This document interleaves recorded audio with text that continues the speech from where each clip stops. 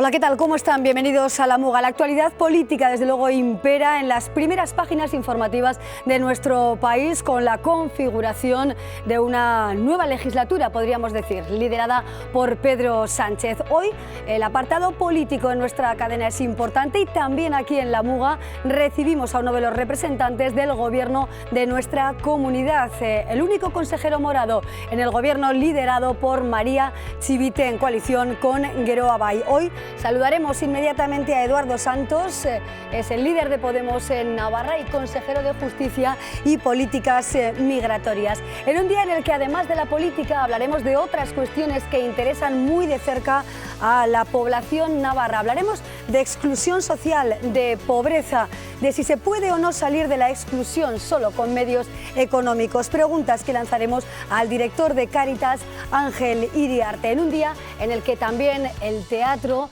tiene su espacio en nuestro programa. Hoy veremos y escucharemos muy de cerca a Alfredo Sanzol, un director de teatro más que laureado en nuestro país, navarro, y el nuevo director del Centro Dramático Nacional. Comenzamos.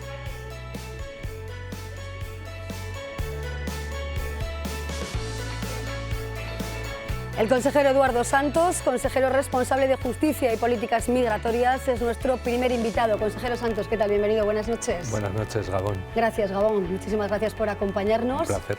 Queremos conocer todos los pasos que da el gobierno de nuestra comunidad. Se puede decir que usted está recién llegado prácticamente de Madrid después de la jornada de ayer clave en los designios y destinos de nuestro país. En una jornada bronca políticamente, ¿verdad? Bueno, menos bronca de lo que pensaba. Yo creo que veníamos de la resaca de los 2 primeros días de esa sesión de investidura, que efectivamente pues, fueron intensos verbalmente, con actuaciones, yo entiendo que bastante subidas de tono para lo que es la realidad cotidiana que la gente vive todos los días. Pero bueno, a partir de ahí es política, la política tiene un componente de actuación o de sobreactuación en ocasiones y no hay que darle más trascendencia. Pero ha habido contenidos muy intensos y sobre todo relacionados con todo lo concerniente a la historia del terrorismo en nuestro país, sobre todo la historia del terrorismo de ETA, con las declaraciones de Merche Izpurúa, de H. Bildu, la respuesta, por ejemplo, de Navarra Suma a través de Sergio Sayas y Carlos García Danero, los 2 diputados regionalistas. ¿Cómo contempla esta situación? ¿Preocupado quizá por ese ambiente cada vez quizá también más enconado entre fuerzas muy diferentes? Hombre, siempre preocupa que de una u otra manera haya una escalada verbal en la cual estamos tocando temas muy sensibles para la convivencia en Navarra y que tocan la memoria reciente y muy dolorosa de esta comunidad. No cabe duda que dentro de esa memoria las fuerzas que siempre hemos apostado por la paz, que siempre hemos condenado rotundamente todo tipo de violencia y en concreto el terrorismo de ETA, porque ningún fin político merece, digamos, una violación de derechos humanos o matar a nadie directamente, tenemos que apostar por extender, digamos, esa filosofía hacia el futuro, sin olvidar absolutamente nada de lo que ha pasado, pero también teniendo en cuenta que las víctimas son muy plurales, que cada uno o cada una de las víctimas tiene derecho con su dolor pues a gestionarlo como le parezca conveniente, privada o públicamente, y desde luego hacer su duelo sin que de una u otra manera haya actores políticos que interfieran, digamos, de una manera no positiva en ese proceso. ¿Le pesa a Unidas Podemos la abstención de H. Bildu en el Congreso de los Diputados? No nos pesa, es una fuerza política, como tal la ha votado la ciudadanía y por lo tanto tiene perfecta legitimidad para estar allí y también tiene legitimidad dentro de su libertad de expresión para decir lo que considere. Otra cosa es que nos guste más, nos guste menos, lo podemos criticar más o menos, eso cada fuerza política tiene, digamos, un planteamiento que hacer, pero en el fondo estamos hablando de una fuerza muy minoritaria dentro del Congreso de los Diputados y lo que puede ser sorprendente es que monopolice un debate en una situación política que desde luego es muchísimo más amplia y que la mayoría de la gente percibe como que va por otra parte, como que es necesario un gobierno que desde ya se ponga en marcha para aplicar políticas sociales. Usted, que tiene gran experiencia como mediador entre víctimas y victimarios de ETA, ¿cuál es el planteamiento que le falta, por ejemplo, a EH Bildu en este sentido, en esta dirección, si le falta alguno? Bueno, yo creo que como fuerza política, quizá lo que necesitarían hacer es más extensivo hacia la sociedad una autocrítica de cuál fue su posición durante todo este tiempo. Teniendo en cuenta además que en EH Bildu hay gente que desde el principio siempre ha condenado la violencia. Hay que tener en cuenta que no son herederos directos de fuerzas anteriores que en su caso fueron ilegalizadas, pero sí que hay personas y colectivos concretos que forman parte de EH Bildu que sí que tienen, digamos, una responsabilidad en aquello que ocurrió. Y por lo tanto, pues se puede echar de menos un cierto planteamiento de condena expresa de aquello que se hizo mal, ¿eh? No en términos como algunos quieren achacar de llamarles asesinos o algo por el estilo, porque eso se juzga y se condena por los hechos, pero sí en términos éticos o morales de qué posición tuvieron delante de la violencia y cuál fue la conclusión que para la sociedad tuvo esa posición política. Hablando de mediación y mirando directamente a su cartera de justicia, ¿cree que sería conveniente, necesario u oportuno, por ejemplo, un ejercicio de mediación en un caso que también ha generado muchísima polémica aquí en Navarra y en todo o en parte del país, el denominado caso Alsasua? ¿Cree que sería oportuna una mediación quizá entre la Guardia Civil y las personas procesadas y encarceladas? Pues le va a sorprender, pero le diré que no. Por una sencilla razón, la mediación como método de resolución de conflictos solo tiene efectos cuando hay un empoderamiento de las partes en que estén de igual a igual. Y no se puede pretender, digamos, mediar entre partes que tienen un poder muy diferente. La Guardia Civil, y en este caso por eso se calificó además de delito de atentado contra la autoridad, tiene efectivamente eso, autoridad, porque son agentes de la autoridad. Por lo tanto, el Estado les ha concedido un poder muy superior al de cualquier ciudadano en esos términos. Y eso no hay forma de empoderarlo de ninguna de las maneras sin que quiebre de alguna manera ese principio, ¿no? O ese orden.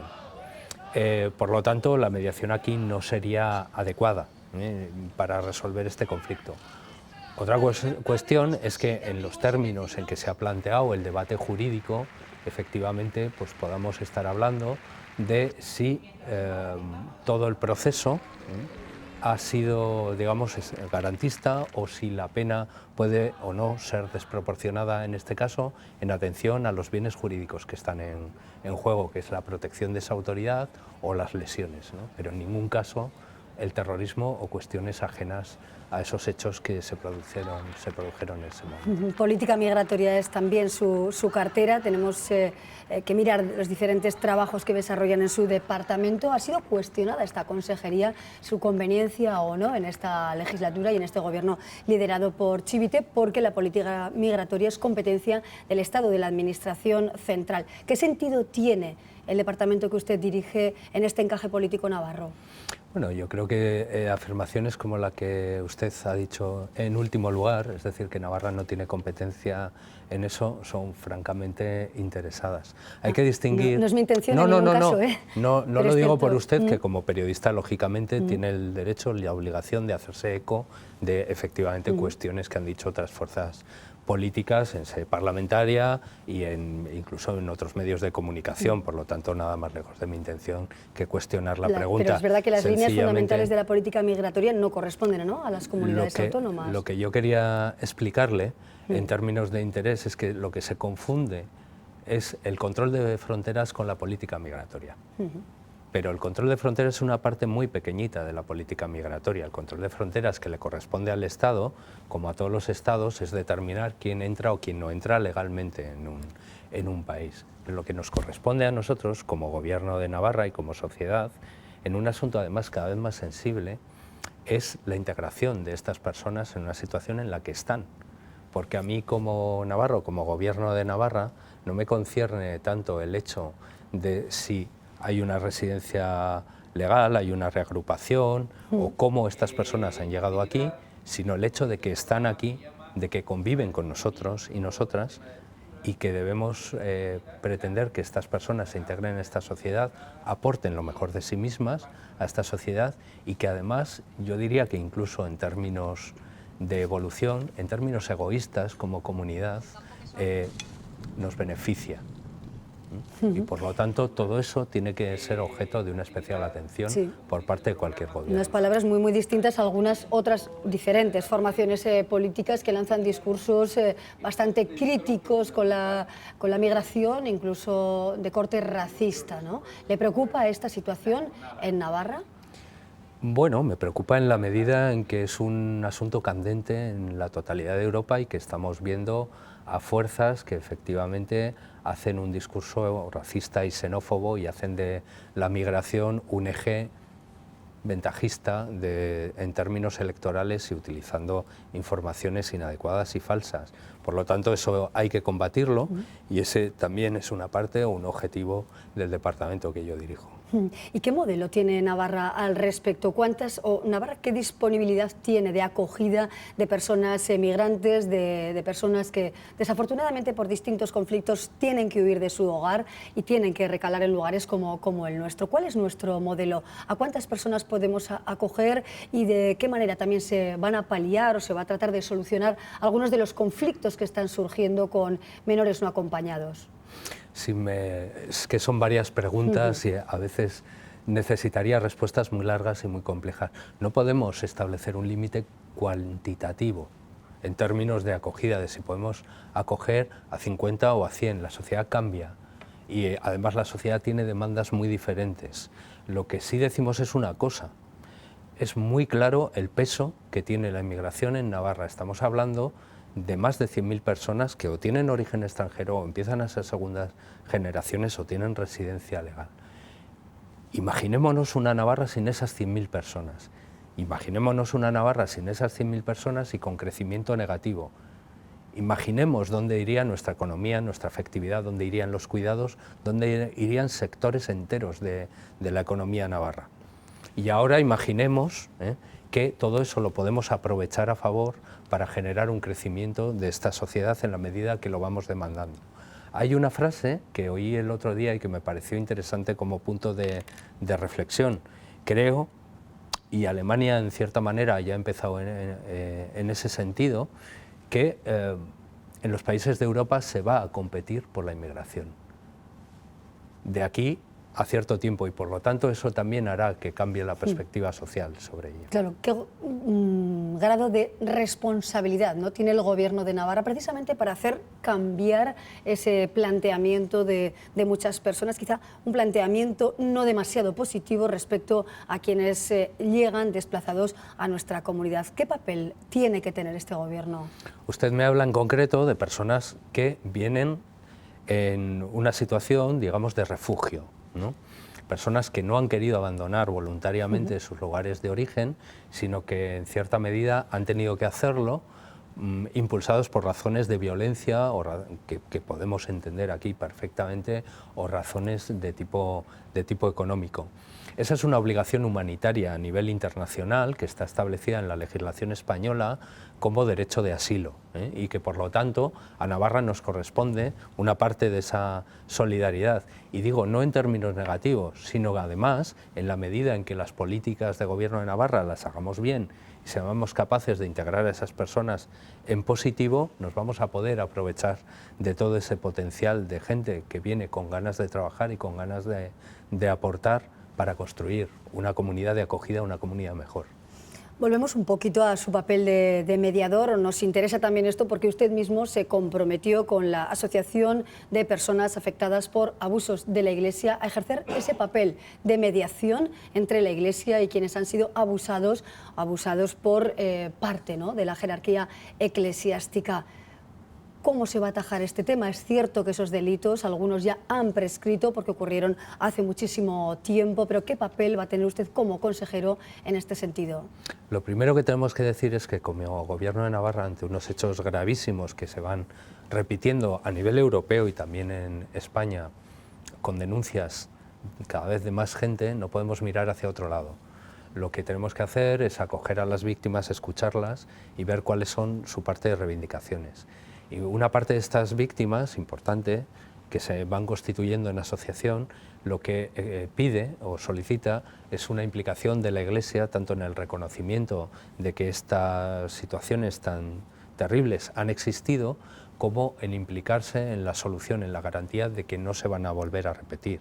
Y en ese proceso, creo que lo que tiene que hacer el Gobierno de Navarra es ayudar, en este caso, a que la Iglesia pueda tener una vía para efectivamente hacer ese camino desde el reconocimiento de los hechos hasta establecer garantías de no repetición de los mismos. Y en eso estamos actualmente implicados y en diálogo, y eso es lo que vamos a tratar de impulsar. Hay disponibilidad positiva, por tanto, desde la Iglesia para poder, de alguna manera, mermar el dolor, podríamos decir, de esas personas que han sufrido abusos y agresiones sexuales.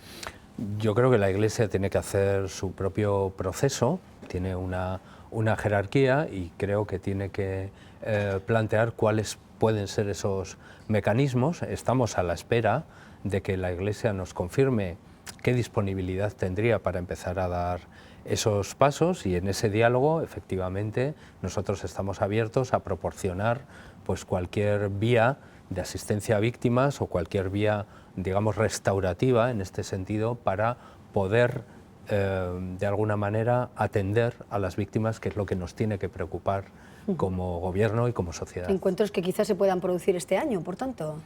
No quisiera ponerle una fecha concreta, porque toda víctima tiene su ritmo y todo proceso tiene el suyo propio. Son ritmos personales y no se deberían forzar desde ninguna institución, ya sea pública como el Gobierno de Navarra, ya sea en este caso eclesiástica.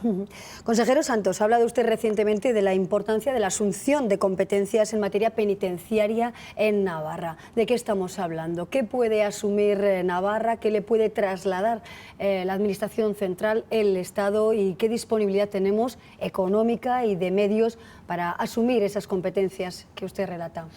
Mire, lo que ocurre con las personas privadas de libertad es una cosa muy sencilla. Se aplica la ley, se les saca de la sociedad y se les recluye. ¿Eso qué implica? Que uno tiene que tomar una determinada decisión.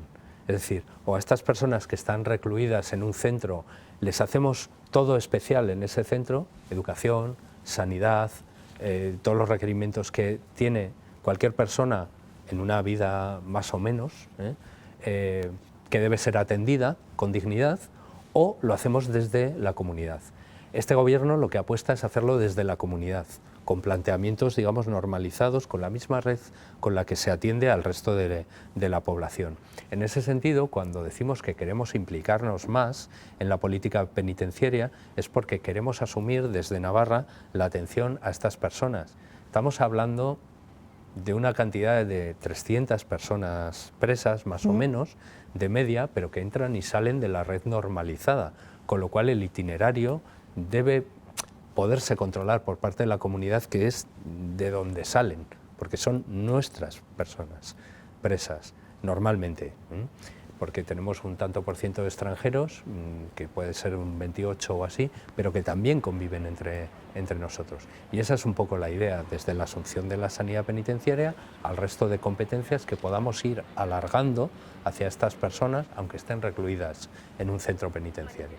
Proyectos del Gobierno de Navarra que la formación morada a la que usted representa, Eduardo Santos, han supuesto pues ciertas diferencias, ¿no? Por ejemplo, con el Partido Socialista, como ha sido proyectos en su día estratégicos, como fueron el tren de alta velocidad y el canal de Navarra. Es uno de los desacuerdos que ustedes mantienen con el Gobierno Chivite en este caso. ¿Qué va a pasar con estas infraestructuras y la posición de Podemos va a ser la misma siempre a lo largo de esta legislatura? Sí, efectivamente. Esto, en el momento que negociamos el acuerdo programático, es evidente que somos fuerzas diferentes, que tenemos diferentes perspectivas sobre algunas cuestiones, y en este caso concreto, nosotros y nosotras no estábamos de acuerdo con el proyecto de tren de alta velocidad que se impulsa desde el año 2004 por parte del Estado, porque entendemos que no es un tren que vaya a servir fielmente a los intereses de la sociedad, en tanto en cuanto no sirve para vertebrar el territorio navarro en cercanías, para acercar el tren a las personas. Lo estamos viendo ahora, por ejemplo, con el cierre de la estación de Tafalla. Tenemos múltiples dudas sobre las conexiones con el eje del Ebro y con la Y vasca y, por tanto, con el transporte de mercancías. Esa posición se ha explicado por nuestra parte, lógicamente tanto el Partido Socialista como Geroa tienen otra posición, y esto efectivamente se hará lo que determine una mayoría parlamentaria en la que nosotros tenemos una posición clarísima, si bien lógicamente no es mayoritaria en este momento en el Parlamento, pero desde luego no renunciamos ni a explicar nuestra posición ni a defender nuestro proyecto de tren social. ¿Tampoco a cambiar su postura? ¿Renuncian o no? No renunciamos a plantear y a explicar a la sociedad navarra que no estamos de acuerdo con este proyecto, efectivamente, y que nuestro proyecto es otro, totalmente diferente, ¿no? Consejero, volvemos de alguna manera al Congreso de los Diputados, de la Cámara que usted bien conoce porque ha sido diputado también.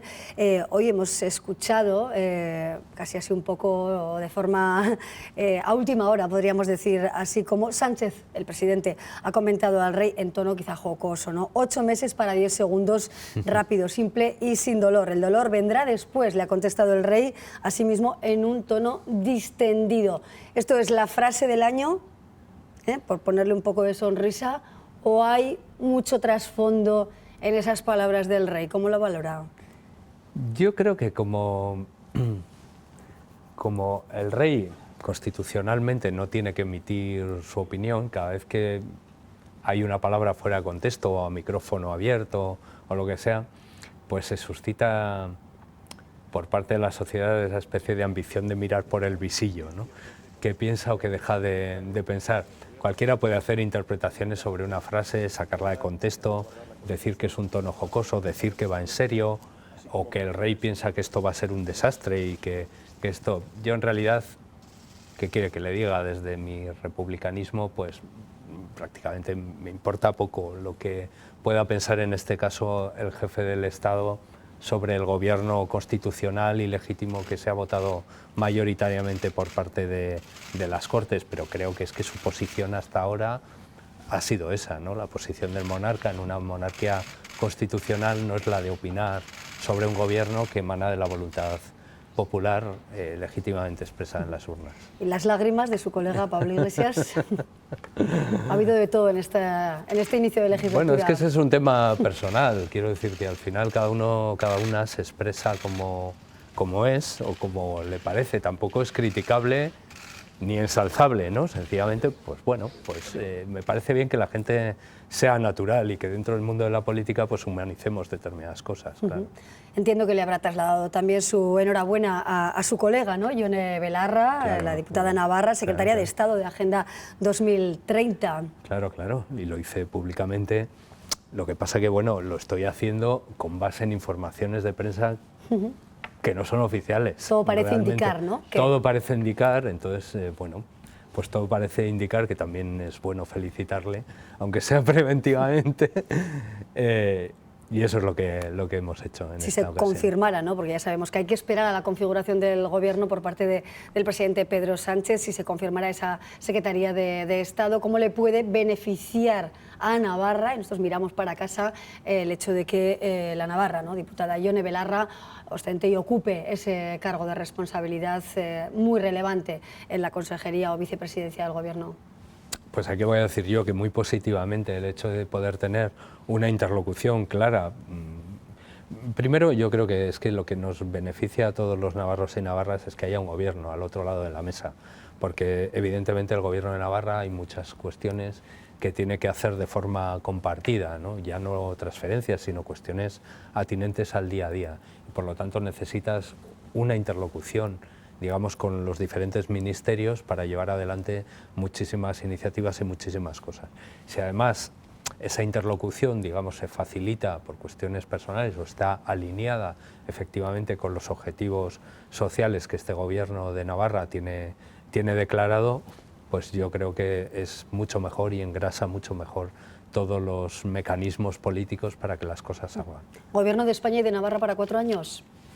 Esperemos que sí, claro que sí. Hay que ser muy optimistas y yo creo que es lo que la gente espera de nosotros y nosotras ahora mismo, que es cierto aburrimiento, si me permite la expresión político, cierta gestión del día a día y que se solucionen sus problemas y que la política deje de estar tan en el centro del espectáculo y esté en el centro de la vida, ¿no? Eduardo Santos, consejero de Justicia y Políticas Migratorias del Gobierno de Navarra. Muchísimas gracias por venir a la Muga, expresar y contarnos cuáles son las líneas fundamentales, por supuesto, de su departamento, la conveniencia además de su existencia, de ese departamento y, por supuesto, también los trazos, ¿no?, de la línea gruesa política de nuestro país. Gracias por venir y muchísima suerte en el camino. Gracias, hasta pronto. Hasta pronto. Agur.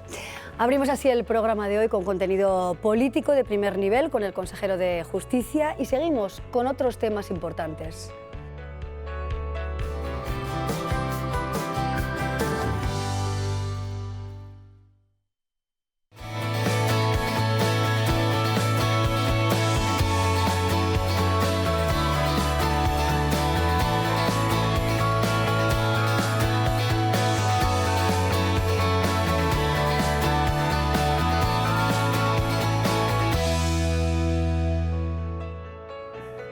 Fuera de micrófono comentábamos ahora mismo con el director de Cáritas, don Ángel Iriarte, que parece verdad que la realidad política va por un lado, que el Congreso está por un lado y la realidad de la vida, el suelo, las personas van por otro. A veces parece esto, ¿no? Y esto lo decíamos a micrófono cerrado y yo creo que abierto también. Don Ángel Iriarte, director de Cáritas, ¿cómo está? Bienvenido, buenas noches. Buenas noches. ¿Es así, que los políticos van por su camino y las personas por el que pueden?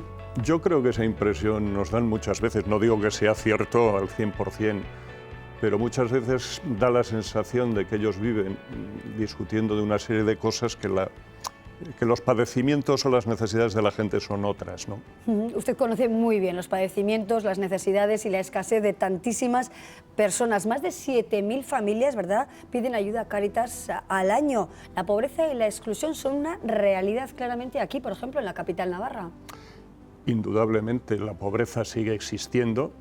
Cierto es que la crisis que hemos pasado tuvo picos mucho más altos de pobreza que lo que tenemos ahora y sigue existiendo la exclusión de una buena parte de nuestra sociedad. ¿Y qué se puede hacer o cómo trabaja Cáritas? Y si la pregunta es doble, ¿no? ¿Solo medios económicos son suficientes para salir de la exclusión? ¿Cómo se puede ayudar a una persona a salir de ese lugar grisáceo o oscuro? Nosotros decimos que indudablemente para que las personas que están en exclusión abandonen esa situación, indudablemente hace falta medios económicos, medios materiales. Pero creemos que no conocemos a nadie que haya salido de la exclusión solo recibiendo una ayuda económica. Para que las personas salgan de la exclusión hay que contemplar todas las facetas que tiene una persona. Y las personas no solo somos estómago, las personas somos relaciones, las personas somos cariño, las personas tenemos nuestras dimensiones espiritual. Bueno, para que alguien salga de la exclusión hay que contemplar y cuidar todo lo que es la persona. Claro, ahora mismo, ¿cuál es el rostro de la exclusión más severa en Navarra? Yo no creo que haya solo un rostro, ¿no? Sí que ha habido estos 2 últimos años un rostro que nos ha llamado la atención y que nos preocupa bastante. Y es un rostro muy joven, de personas que llevan más o menos tiempo viviendo entre nosotros, que confluyen en ellos un montón de indicadores de la exclusión y que era un fenómeno que no existía y ha irrumpido y creemos que es un fenómeno que va poco a poco creciendo. ¿Qué tanto por ciento de las personas que pasan por Cáritas consiguen tener un itinerario de vida, consiguen alquilar un piso, socializar de alguna manera como una persona integrada socialmente, ¿no? ¿Cuál es el porcentaje de, no es adecuada la palabra, ¿no?, pero podríamos decir de éxito, ¿no?, en vuestra actuación? Yo no hablaría de éxito y no tenemos Por eso, esos... porque la palabra no es la más adecuada, exacto. Y esos porcentajes, la verdad es que no los tenemos, ¿no? Sí que distinguimos de las personas que llegan a nosotros, llegan en muy diferentes situaciones. Hay personas que con un poco de ayuda, un pequeño empujón, un sostenerlos durante un breve espacio de tiempo, se vuelven a reincorporar y siguen en su camino normalmente. Hay otras personas pues, que con nosotros pasan años y seguramente algunas de ellas pues, no logramos o no logran ellas salir, ¿no? Pero no podemos hablar que nuestro trabajo sea mejor o peor por el éxito que tengamos, ¿no? Yo recuerdo un consejero que hace unos años me llamó cuando llegó a la consejería y empezaban a plantear las cosas, bueno, si invertimos esto, ¿cuántos vamos a...? Nosotros le dijimos, mira, es que el mundo de las personas no funciona así. Podemos invertir mucho y quizá tenemos muy poco fruto, ¿no? Exactamente, ¿no? Esa palabra o todo lo que lo que está en el fondo, ¿no? de lo que puede ser el éxito o el fracaso, pues quizá va más con los números que con las personas, ¿no? Los refugiados, ¿qué situación tienen ahora mismo en Navarra? Es decir, que comentaba, recuerdo, ¿no? Como comentaban en Navidad, que quedan expulsados del sistema al denegársele las solicitudes, la atención sanitaria. ¿Qué problemas son los más frecuentes en las personas refugiadas? En el mundo de las personas refugiadas, en los últimos tiempos, según nuestro conocimiento, muchísimas de esas personas piden entrar en o sea, solicitan refugio, ¿no?, de las personas que llegan a nosotros.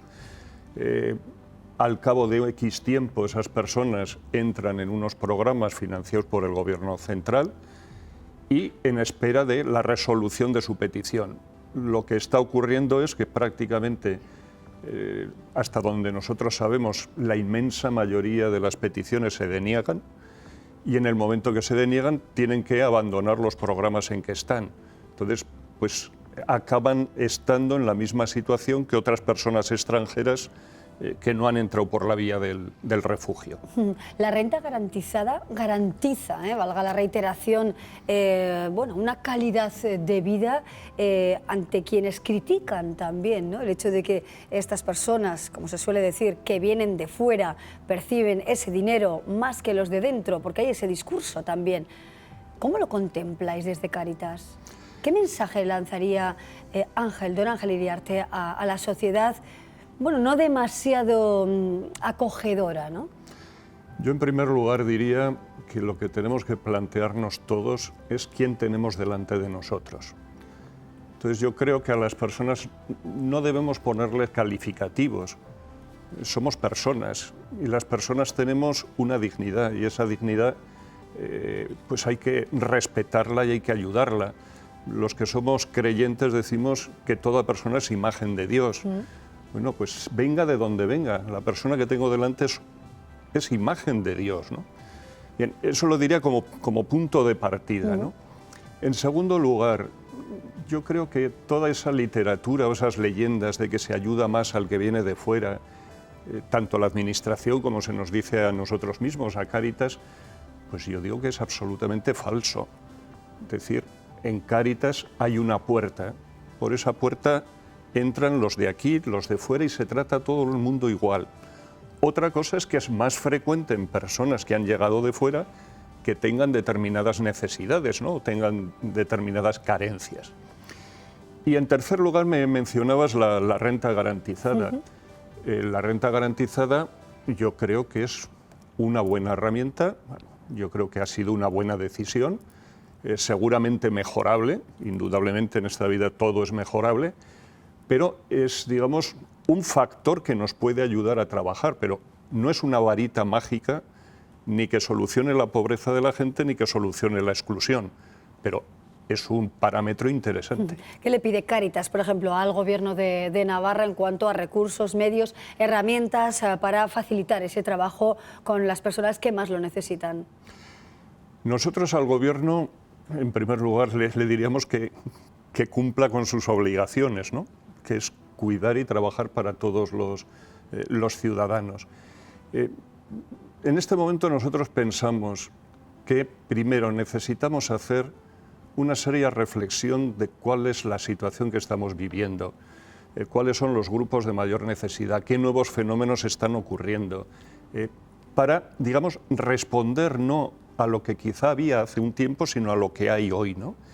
Yo creo que nos hace falta, y lo hemos pedido varias veces, dejarnos de buenismos y afrontar los problemas de cara, y creemos también que tenemos que caer en la cuenta que dos factores, diría yo, de las políticas sociales. Uno, que políticas sociales son mucho más que ayudas económicas, que tiene que haber otras herramientas, tiene que haber acompañamiento humano, acompañamiento social. Y, en segundo lugar, que tenemos, digamos, que programar las cosas, pues, como mínimo a un medio y un largo plazo. Terminamos ya, Ángel Iriarte. Hay formaciones que incluso critican los datos de la pobreza en Navarra o no están de acuerdo con la mayoría de los índices que se plantean, ¿no? de exclusión, de pobreza, de familias, de miles de familias, ¿no? que piden ayuda al año. Más de 50 personas viven en la calle, lo contabais recientemente, atendéis a cientos de personas. Ante quienes critican los datos, ¿qué se responde? Bueno, yo creo que los datos, vamos a ver, los datos matemáticos, los datos de una encuesta sociológicos, digamos, son ecuaciones que sale lo que sale. Bien es verdad que las encuestas, hoy por ejemplo se publicaban por parte del Observatorio de la Realidad y hablaban de la tasa AROPE, del índice Gini, etc. Bueno, cada encuesta tiene una particularidad, mira unos determinados factores. Por ejemplo, los que se publicaban esta mañana miran solo el factor de los ingresos, el factor económico. Uno, me parece que el AROPE mira 3 indicadores. El informe FOESA que presentábamos nosotros tiene 35 indicadores. Bueno, muestran una realidad, pero muestran la realidad que se está preguntando, ¿no? Exacto, ¿no? Ese informe de Cáritas tiene, bueno, pues una amplitud, ¿no? en todos los planteamientos mucho mayor, obviamente, que otros estudios. Nos quedamos con estas miles de personas que sufren en Navarra el mazazo de una crisis que para muchos sigue estando muy presente. Ángel Iriarte, muchísimas gracias por acompañarnos, suerte en este camino. Y ojalá, pues desde luego, las cifras vayan bajando, ¿no? a lo largo de este año. Muchísimas gracias por venir al programa. Gracias a vosotros. Gracias y buenas noches. Seguimos nosotros con conversaciones interesantes acerca de realidades, desde luego, palpables en nuestra comunidad foral. Y de Navarra nos vamos ahora a Madrid. El protagonista es Alfredo Sanzol, director de teatro con varios premios Max muy relevantes y ahora el director del Centro Dramático Nacional. Tras muchos años de trabajo, Alfredo Sanzol está recogiendo sus frutos. En 2016 recibió el Premio de Teatro de la Comunidad de Madrid. En 2017 fue distinguido con el Premio Nacional de Literatura Dramática por su obra La Respiración. En 2018 ganó el Premio Valle Inclán de Teatro por La Ternura y en 2019 resultó elegido mediante concurso y entre 22 candidatos, director del Centro Dramático Nacional. El 1 de enero de 2020 tomó posesión de su cargo. Realmente yo el teatro lo descubrí en el instituto con 17 años, en el taller de Ignacio Aranguren. Lo que sí que es verdad es que antes siempre me había llamado la atención, mi madre es muy aficionada y nos llevaba a ver teatro.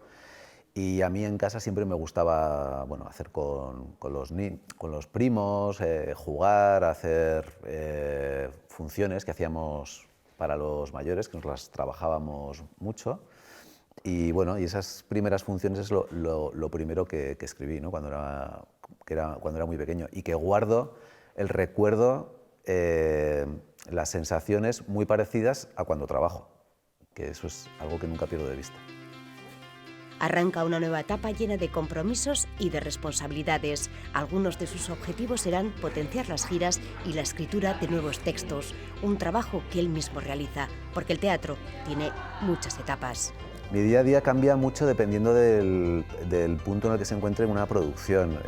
Si estoy en la fase de estar escribiendo, paso mucho tiempo solo en mi mesa, camino mucho, hay una parte también de documentación Luego, claro, si ya estamos ensayando, pues venir a ensayar a esta sala, por ejemplo, o a otra y bueno, dedicar muchas horas de ensayo y luego de trabajo a la producción, ¿no? De reuniones con el equipo artístico y con producción. Y luego hay otras partes del año en las que se supone que no estoy haciendo nada, pero que no paro de hacer cosas, que no sabes lo que estás haciendo, pero siempre tienes que estar hablando con gente para bueno, mantener la producción que esté en ese momento de gira o haciéndose, mantenerla bien y escribiendo muchos mails y leyendo mucho. Claro, luego también dedico mucha parte del tiempo a leer, además de escribir. Ha sido Premio Max en 3 ocasiones y quiere devolver con este cargo el apoyo que él ha tenido con sus obras. A mí siempre me ha gustado mucho la comedia, ¿no? Pero empiezo a escribir de una manera muy intuitiva, intentando conectarme mucho con el momento personal en el que me encuentre o con sensaciones que quiero poner en imágenes o con personajes que yo tengo la necesidad de darles forma. Hay algo siempre en el primer impulso de escribir, algo desconocido que produce mucho vértigo y intento dejarme llevar por esas sensaciones, ¿no? Me influye mucho lo que está pasando y también la memoria, claro, esos dos, el presente, el pasado, y luego cómo eso se combina para crear dentro de la imaginación una posibilidad. Y esa posibilidad creo que tiene que ver mucho con la ficción, ¿no? La ficción es una buena herramienta para crear posibilidades de la realidad. Creo que es muy útil para eso. A veces con la realidad a veces tenemos la sensación de que tiene unos límites muy duros y la ficción lo que nos permite es saltar esos límites y crear las posibilidades de otras realidades. Actualmente está escribiendo una nueva obra y acude a los locales de ensayo para preparar las sustituciones de sus obras La valentía y la ternura.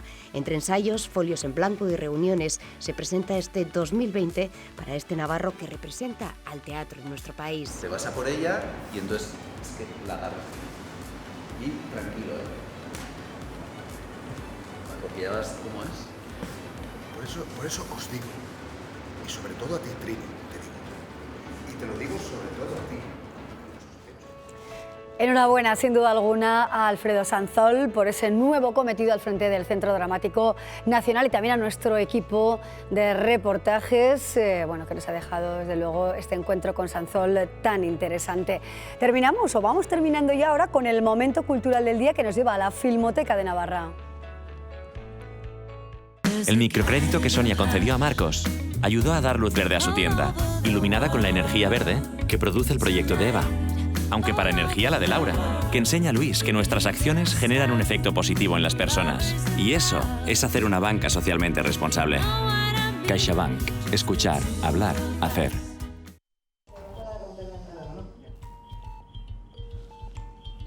Ahí. Si hay ganas de pujar, pujas, ¿ya? ¿Y usted cuando siente dura la barriguita, joven? Presione.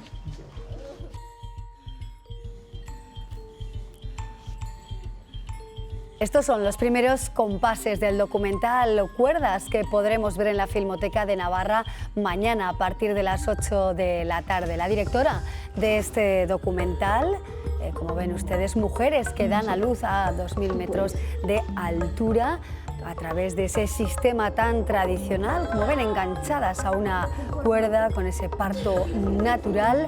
Bueno, pues nos quedamos con esta recomendación cinematográfica que nos lleva a la Filmoteca, donde también se va a proyectar otra obra documental que es Supervivos, sobre personas, sobre supervivientes del cáncer. Les dejamos unos segunditos más con este documental Cuerdas.